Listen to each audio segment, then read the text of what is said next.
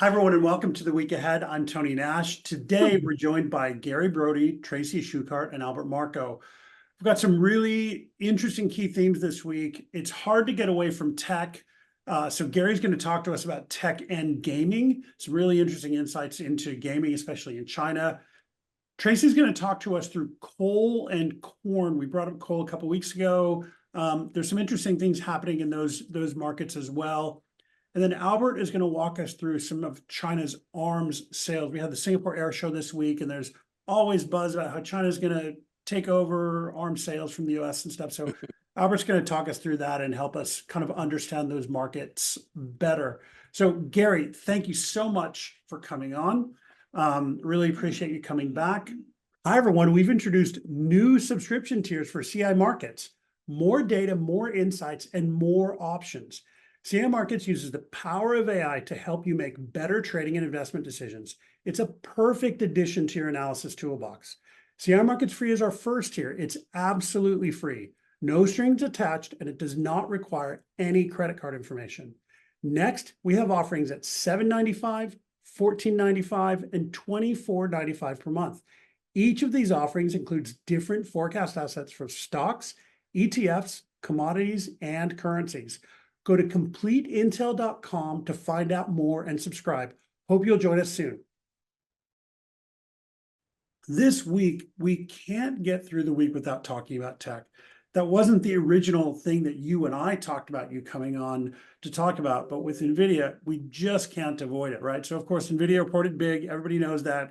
They saw huge market cap growth after of like $250 billion in one day, the day after their earnings announcement, which is amazing. And they've hit $2 trillion valuation since then, something like that. So, and they're one of, I think, three companies, Microsoft, Apple, and Nvidia have that valuation. I believe, I could be wrong on that. But what's interesting to me is this comparison of Cisco to Nvidia. Cisco systems back in 2000, 2001 to Nvidia today. And this is a chart that people either love it or they hate it. There are very few people who look at this chart and go, I got no opinion on that. So here's what I think about this. You know, Cisco was the hardware that underpinned the first growth of the internet bubble. Nvidia is the hardware that's underpinning the AI bubble, or whatever we call the AI growth right now. So is that a fair comparison? I know the timelines may not be right. And, you know, whenever we put one graph over another, it's always really easy to go, oh yeah, that thing is just like that thing. So can you walk us through what your thoughts are on this? Yeah, first of all, Tony, thanks so much for having me back. Always great to be speaking with you guys and sharing the stage with Albert and Tracy. So I actually think it's a smart comparison that I disagree with.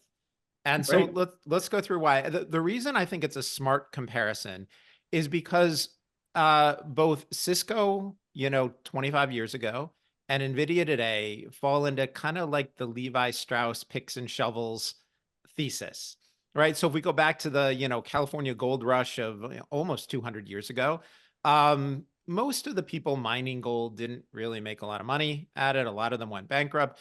But the companies that consistently made money were the ones selling the picks, the shovels, the blue jeans, the pans, whatever equipment was needed. You wanted to be the ones selling to the people who might have a, big stake or might go bankrupt.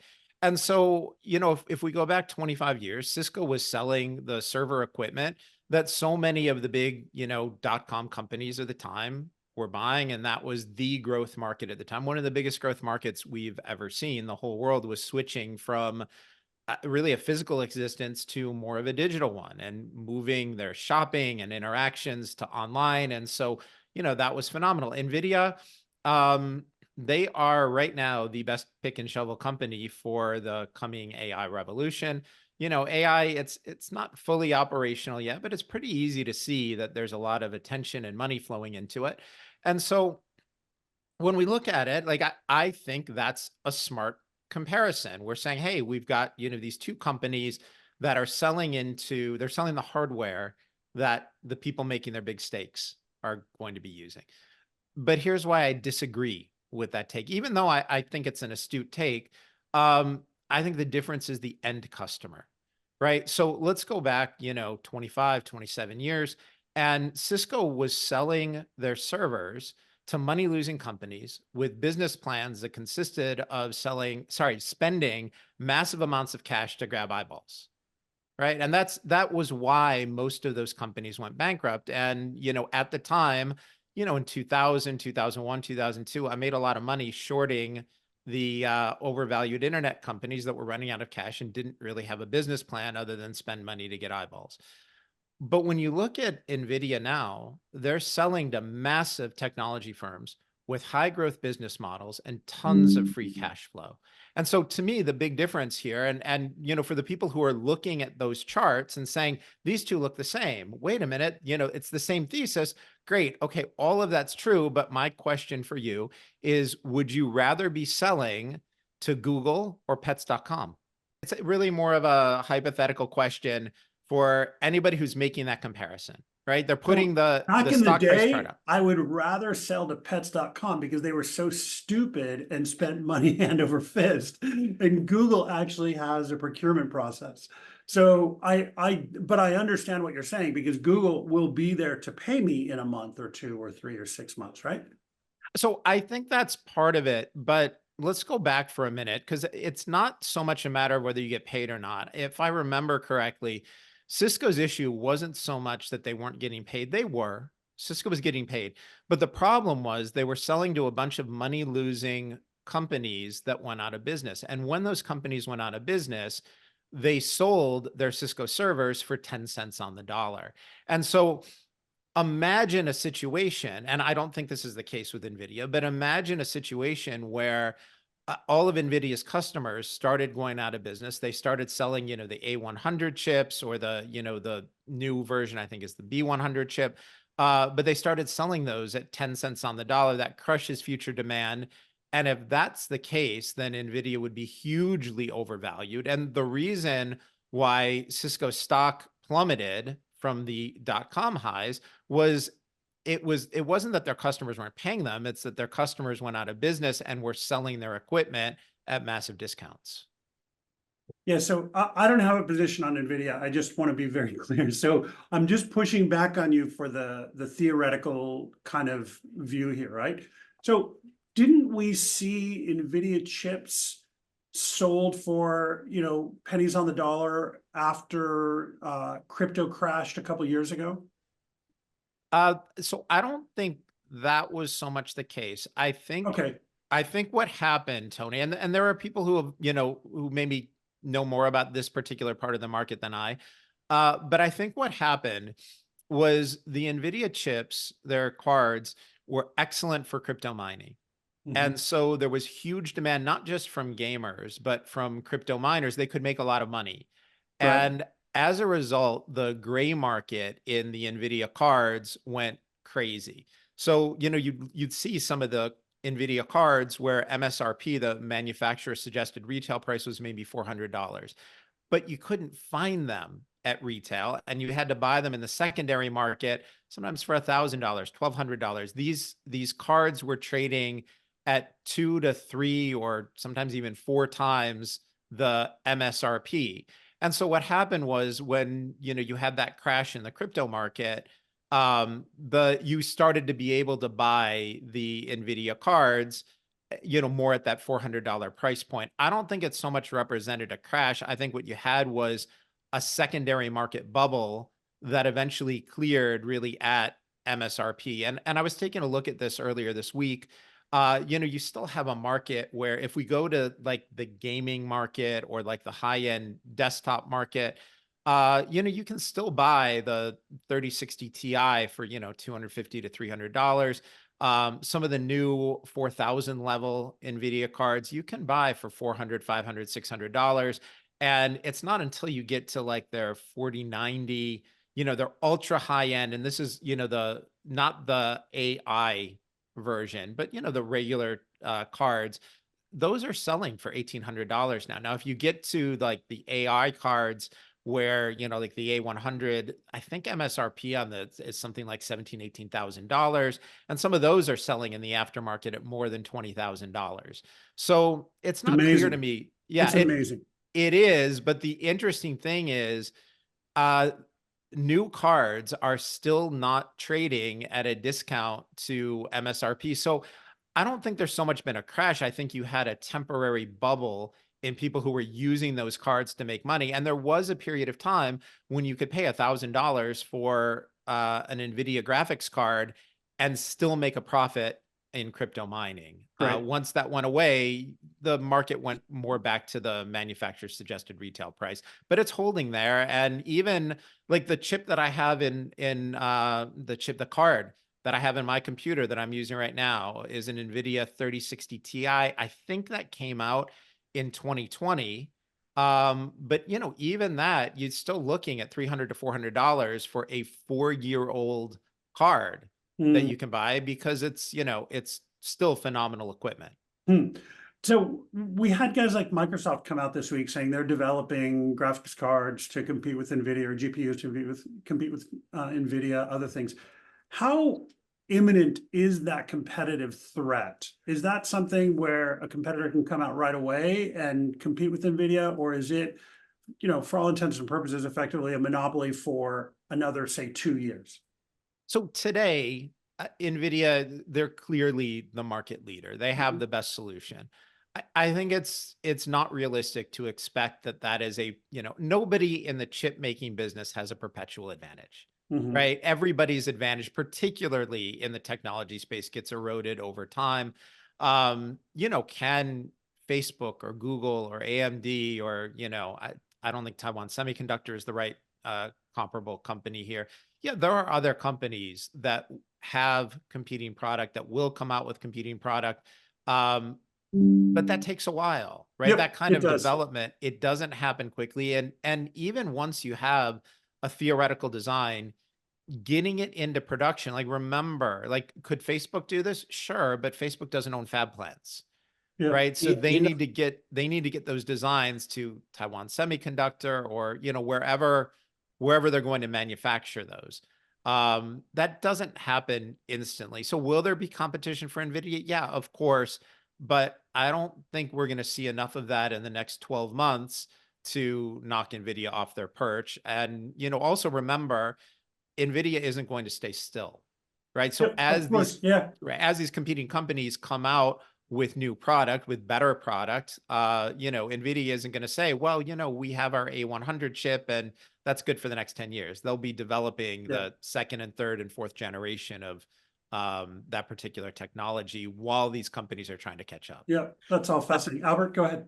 I didn't really take seriously those comments from Microsoft and others saying they're going to get into this, you know, chip making industry. I think that was more of a upcoming money grab because the U.S. government had announced some sort of like fund for semiconductors and whatnot. So I think that's more, you know, they'll do the minimum that they can possibly do to get that money from the government, which is Sure. free money for R&D and whatnot. I just that's what I think most of it was Okay.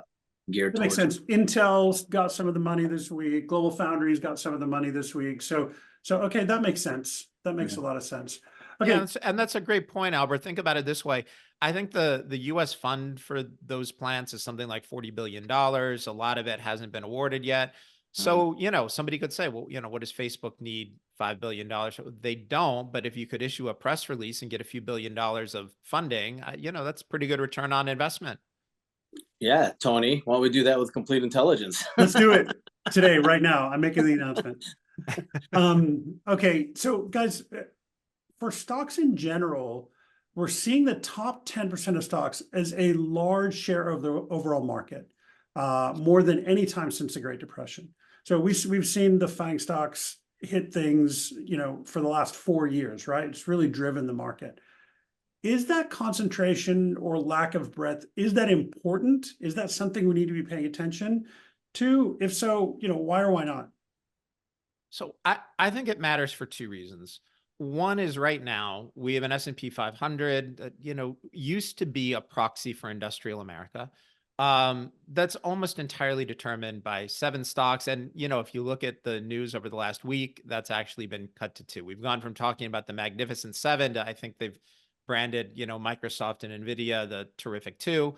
And so we have this sort of competing debate where people are talking about the market being at all-time highs. Great, but most stocks aren't. And there are a lot of stocks that are nowhere near their highs or even down. And even yesterday, where, depending on which index you were looking at, the market was up 2 to 3%. Something like 55% of stocks in these indexes were down on the day. And so here's what's happening. You have the market at all-time highs, but most stocks aren't. And what this does is it forces asset managers who are benchmarked to the index to pile into a very, very small number of stocks that are working or their performance lags. And, if you're a mutual fund manager, you trail the index by 50, 100 basis points one year, no big deal. Start to trail by 200, 300 basis points 2 years in a row, you're going to be looking for a new job. And what it does is it forces these asset managers to pile into the 2 or 3 or 7 stocks that are the most overvalued and are working, or their performance lags. And so this exacerbates the problem. Becomes, Soros talked about reflexivity, which is basically the tendency of a trend to create the conditions that cause the trend to intensify. The other reason I think it matters is if we go back through history, during the other times when we had excessive concentration. So let's talk about like the tech bubble of the late 90s, or the Nifty 50 in the 1970s. Most investors at that time were picking individual stocks. And even if it wasn't, stock pickers like myself, you had, mutual fund managers that were mostly picking individual stocks. But now we have a situation where passive management has gone to more than 50% of the market. And so when that happens, you have more and more non-discretionary money flowing in to the market. And, just remember, the more overvalued a stock is, the larger it is as a component of the index, the more money that flows into that. And so it again becomes a self-reinforcing, the more money that is in passive investing, the more there is a tendency for overvalued stocks to be bought more and become more overvalued, and for undervalued stocks to be bought less and become more undervalued. And so, is that great for the market? No, not necessarily. But on the positive side, it does create some great long-term opportunities for individual stock pickers who realize that none of these trends go on forever. Interesting. Yeah. I mean, I guess, so many people are saying, well, not so many, there are a number of people who are saying, well, tech's gotten way out of line. We're going to see this downturn because I guess that reflexivity has, in their minds at least, hit that brittle point, right? To where there's really not much elasticity to the upside anymore. In their view, it's not what I'm saying that you're saying, but it is a really interesting observation about reflexivity and concentration. So does that worry you that the rest of the market isn't necessarily participating, or are they just behaving normally? Is it more just a segmentation exercise where they're behaving normally within their segment generally? I know there are exceptions to everything, but are you seeing these things behave relatively normally? Yeah, I don't necessarily see massive problems in the rest of the market. The stocks are starting to trade again, less off of Federal Reserve announcements, less off of macro, less off of, some random Fed governor was, somebody put a microphone in front of them when they exited their house, Right. and they said random things. And, these stocks traded. Stocks are now starting to trade off of valuation, off of earnings, revenue growth, things that actually matter, fundamentals.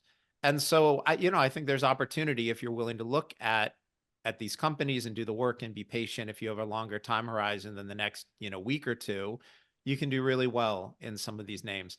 The thing that I think is really interesting about the dominant narrative on tech is both sides of this, the bulls and the bears, are pointing at the same data, the same information as proof for their point, right? The Cisco And so Nvidia chart, it's the same thing. that's over it. and over again. And right. And so what we had was, people were saying the Nvidia earnings announcement is going to be the most important earnings announcement of all time.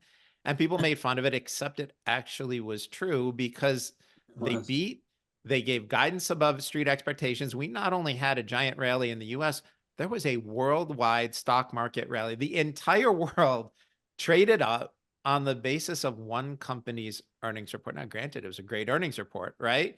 And so, the bulls are saying, look, this really does matter. And you have one or two companies driving the show. And this is proof. We predicted this and our thesis was right. And you know what? Like, good for them. They nailed it. The bears are saying, wait a minute, this is crazy. This is not healthy. And you've got one company determining worldwide stock performance and valuations, and this is not sustainable. And you have a very, very fragile house of cards here. And that's not crazy, but it's worth pointing out that both sides are pointing to the same data as proof that they're right. Yep, I love it. It's so interesting to me when I see that. Tracy, what do you think about this kind of breadth discussion? Is that something that you consider as you look at markets? Well, I obviously am in an entirely different sector of the market of where my focus is.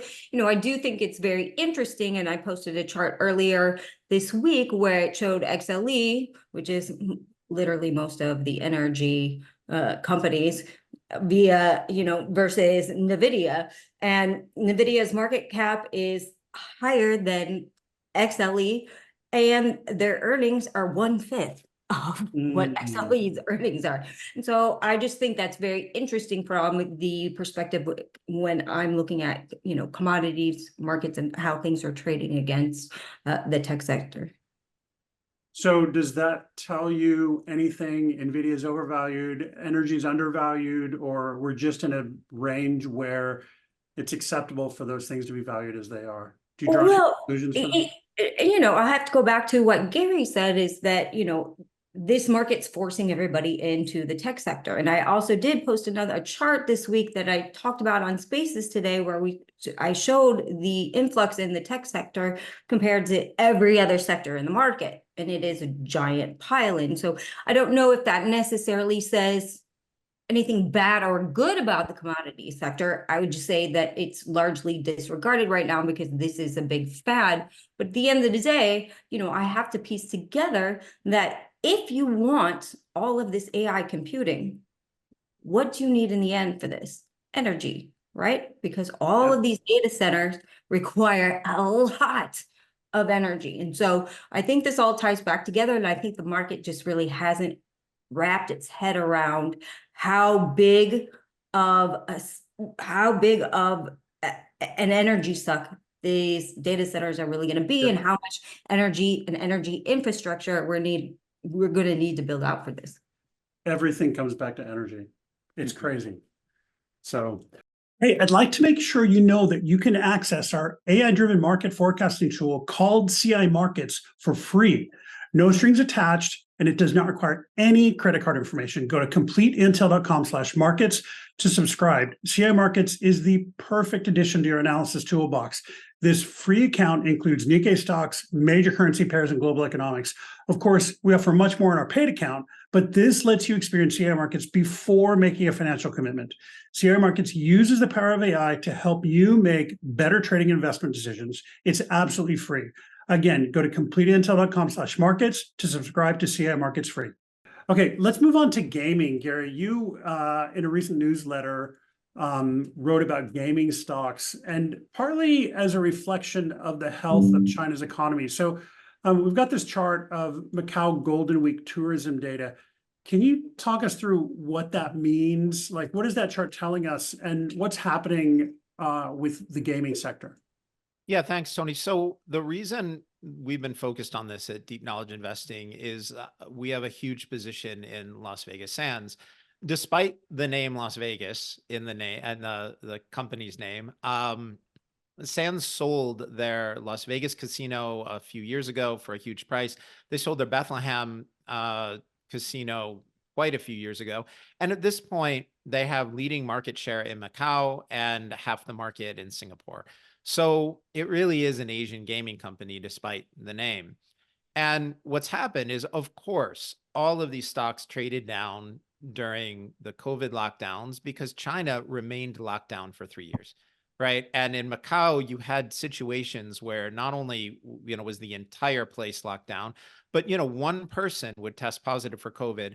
They would shut down the entire place and do 750,000 COVID tests in a day.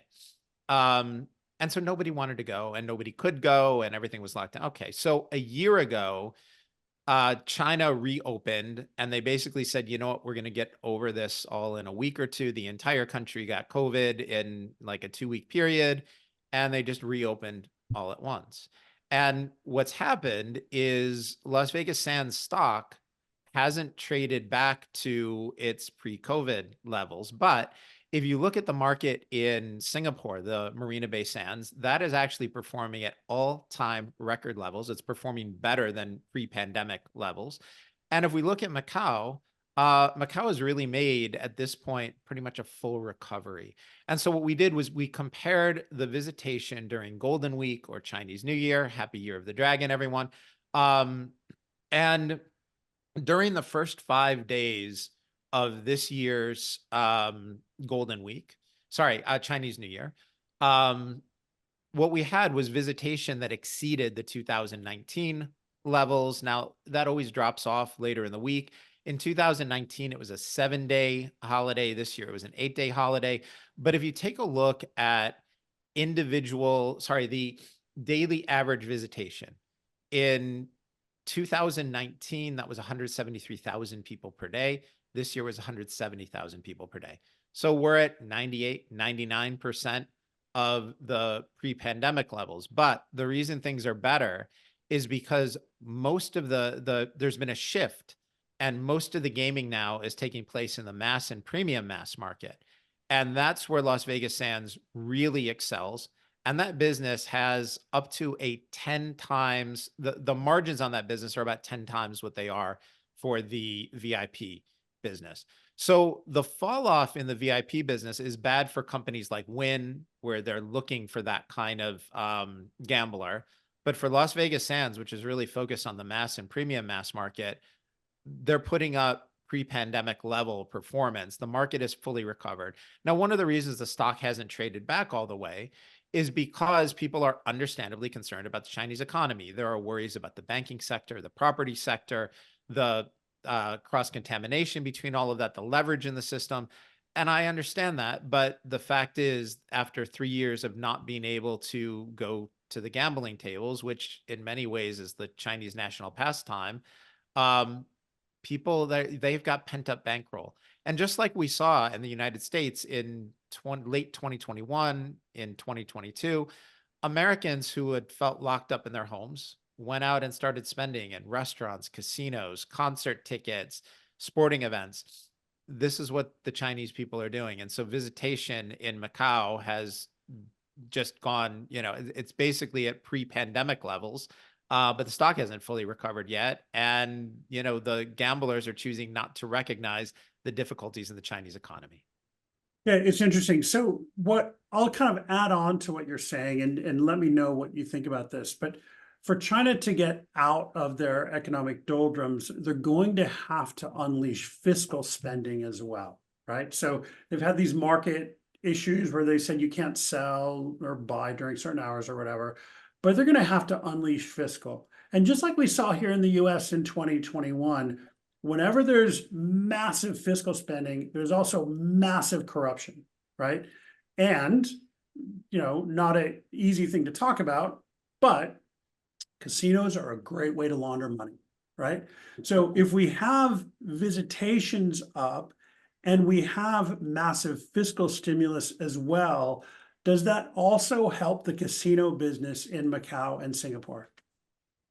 Tony, it's hard to say, only because casinos historically have been a place where people went to launder money.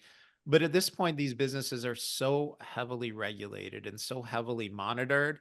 I'm not saying it can't be done, but it's pretty dangerous. And, Okay. remember, you walk into a casino, they know who you are. They're tracking you. If you win money, they're tracking you. If you take money out of an ATM they're tracking you. It's not necessarily the best place to go and try to bring a whole bunch of ill-gotten gains and launder it. Okay, no, that's good to know. I mean, that the industry has changed a little bit. I think that's really interesting. It's also worth pointing out that as part of the retendering agreement that they had a year or so ago, the government has officials pretty much on the board of every one of these companies. So Oh, yeah. listen, could they be bought? Yeah, of course they could. But again, there's a lot of oversight here. Okay, good. That's good to know. Okay. Thanks for that, Gary. I really appreciate it. Let's move on to energy. Tracy, you posted some really interesting tweets about coal and corn, not the same issue this week. And I wanted to really bring them up and get more color on them. The first is coal in China. Okay, so Gary's saying, we've had people return to casinos. China's economy is returning to, I guess, normal or approaching it. So the Chinese government approved a bunch of new coal capacity, and their emissions were reported to have risen in 2023. So that to me is a little bit odd for the country that produces more solar and wind than anywhere. Can you tell us more about this and why it's happening?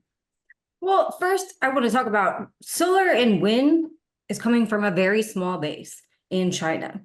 China is also a huge, huge country, right?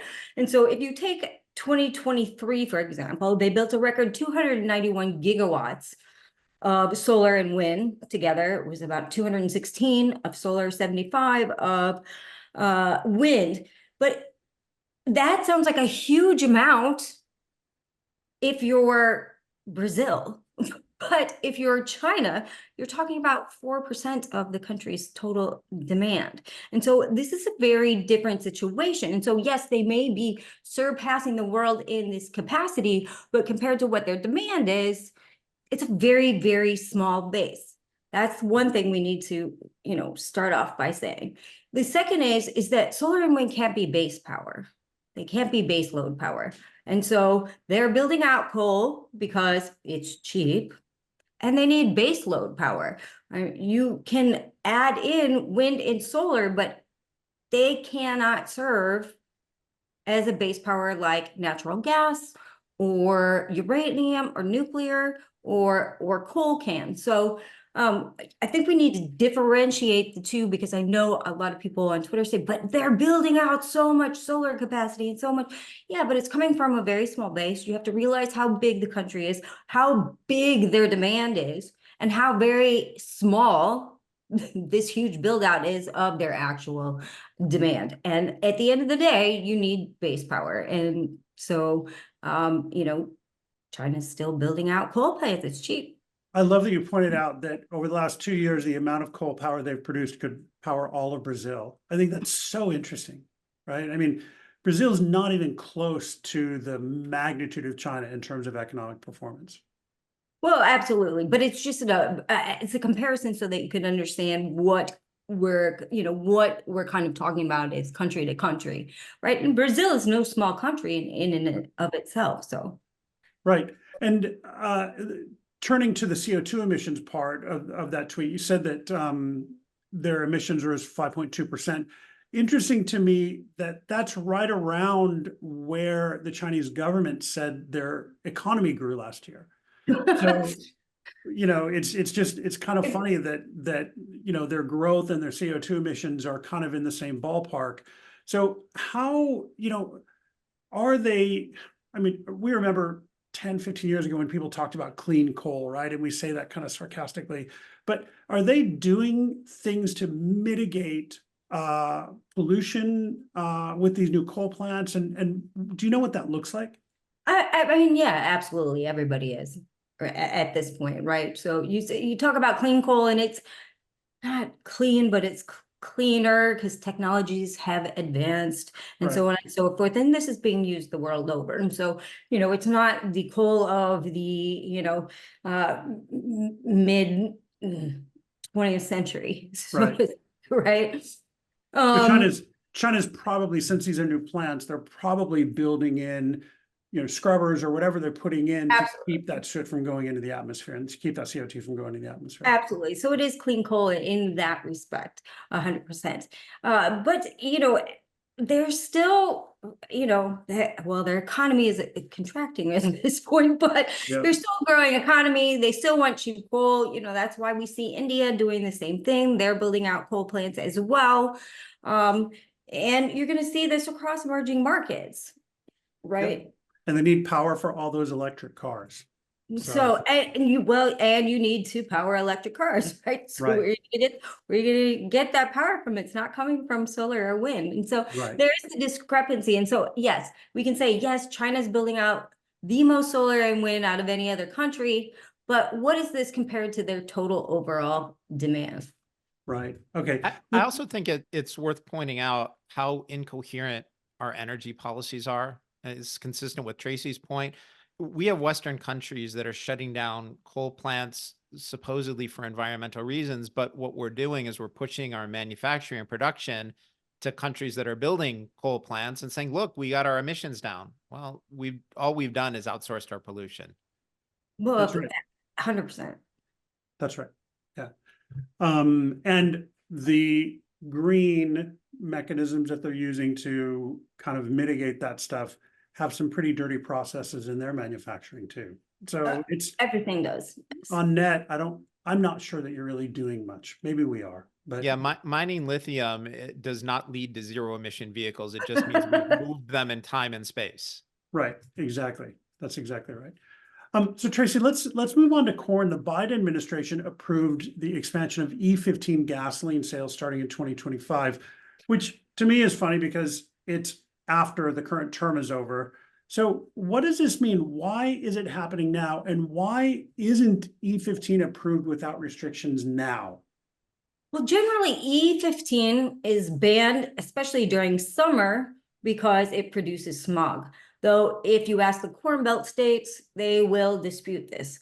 But this has been the rhetoric of the EPA and whatnot, is E15 is very much smog producing. And so you can only really have that during the winter, and we don't even really produce much of that during the winter in winter grade gasoline. That said, so really, what do we have to, how should we break this down right now? So first of all, obviously farmers have been pushing this for this for a while, especially in the Corn Belt, or Corn Belt states have been pushing for this.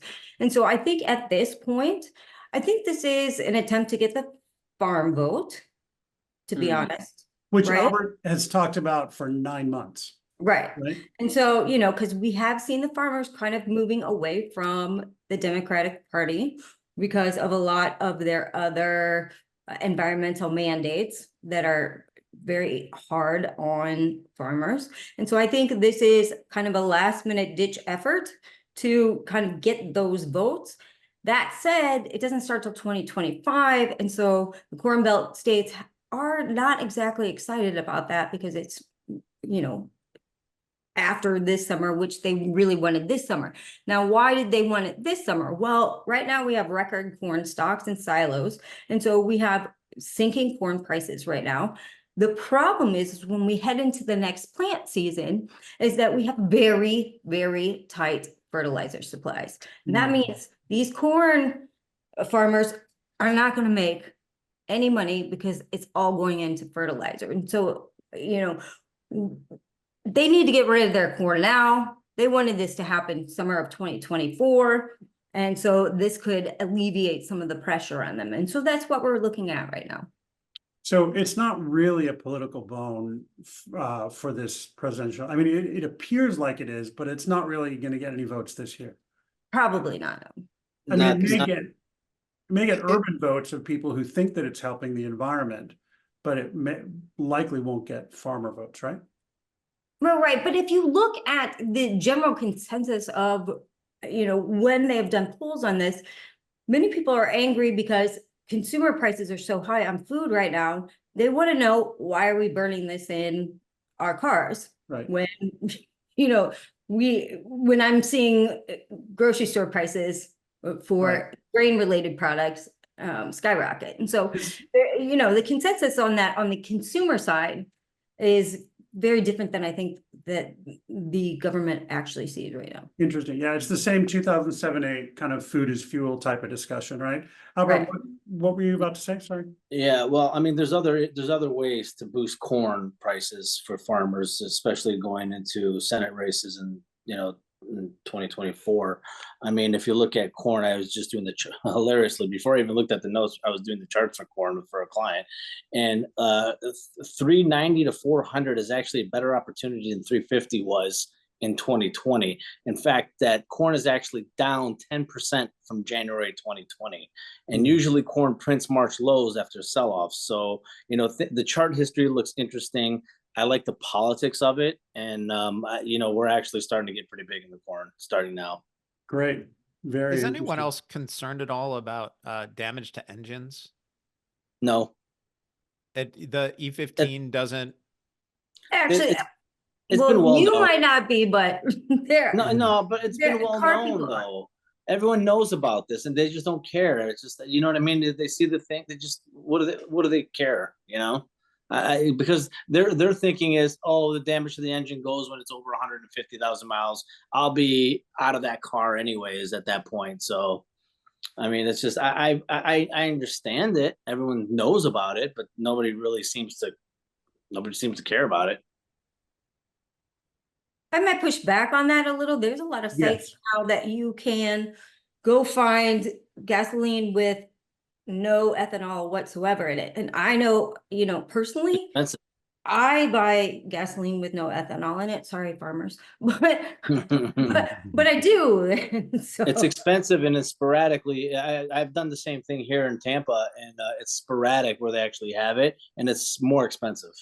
it is more expensive, yes. Yeah. Yeah, there's a very large chain here in Texas called Buc-ee's that people, that's Oh yeah. one of the reasons people go there is because they consistently have it. And so I have friends who will drive, 40 miles to a Buc-ee's to get gasoline that they're sure has no ethanol in it. Yeah, So- they have that at Wawa here in Southern Florida. Why did I say Southern California?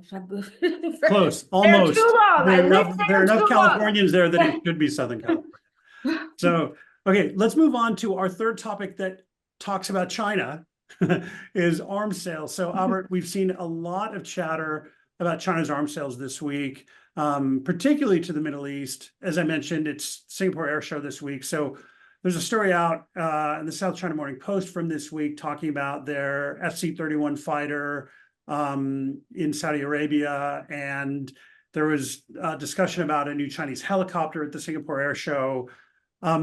It's notable that Russia wasn't at the Singapore Air Show this year because of sanctions. So it looks like China's trying to grow into that segment. I don't know how feasible that is. I'd love to hear about that. I guess it's also important to understand that the US is by far the world's largest exporter of weapons, followed by Russia, France, and then China. So can you help us understand, is this realistic that China kind of takes over arms sales in a big way? And who would they take out who would they take market share from if they're to do this initially? The only ones they would take market share from would be Turkey and Russia in reality. But I mean, it's not really a serious threat to those two nations. Certainly not a serious threat to the United States. I mean, the weaponry that the U.S. has is so far superior. On top of that, the supply chain and logistics for where all the parts are made from not only comes from the United States, but also European countries, which benefits them. So the only reason that Saudi Arabia and these other nations even entertain these weapons from China is because they get trade deals based on it. You buy our oil, we buy your weapon, we buy your crappy airplanes and helicopters that will probably collect dust for the next 10, 15 years. It's not, it's just not really a credible threat.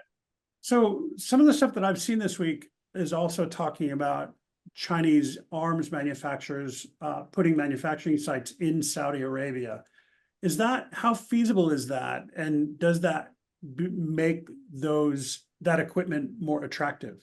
No, it's not. I mean, their technology has always been subpar. The materials are subpar. Their engineering is subpar. I mean, like I said, this is purely reminiscent of what BRICS was, where they're just doing, quid pro quo trade deals, nothing more than that. Okay. Albert, can you talk to us a little bit about how this contracting happens, just some basics of it, because I know it's really sophisticated. And, you know, I know the US and the Germans and others have this down really well.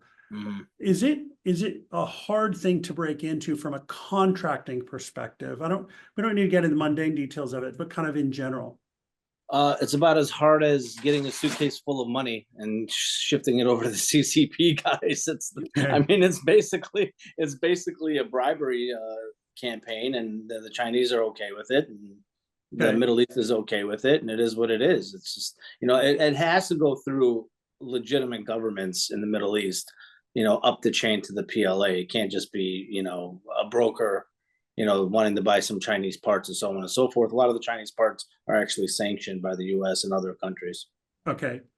And so who would they target? I mean, the UAE, Saudi, like who are the prized governments to have their equipment in the Middle East? Well, obviously the Saudi Arabians, Qatar is another one. I mean, that's been a big tug of war between Russia, Turkey, and obviously China wants to get in there. Those are the countries with the big pockets. They're the ones with deep pockets and can actually afford to pay $4 billion for, you know, antiquated subpar equipment. Right. And Iran obviously is already a big customer. Right? Well, Iran is a little bit different. I mean, they try to develop their own stuff, and they get a lot of stuff out of the Russians and some stuff out of the Chinese. But there's just nobody really trusts the Chinese, especially if you're. Why would you trust the Chinese if you're Iranians, where you actually have a possible conflict coming in the future? Sure, it's a great point. Perfect, guys. Thank you so much. This has been fantastic. I really appreciate your time and all your thoughts. So have a great weekend. Have a great week ahead. Thank you. Thanks. Thank you. Thanks, Tony.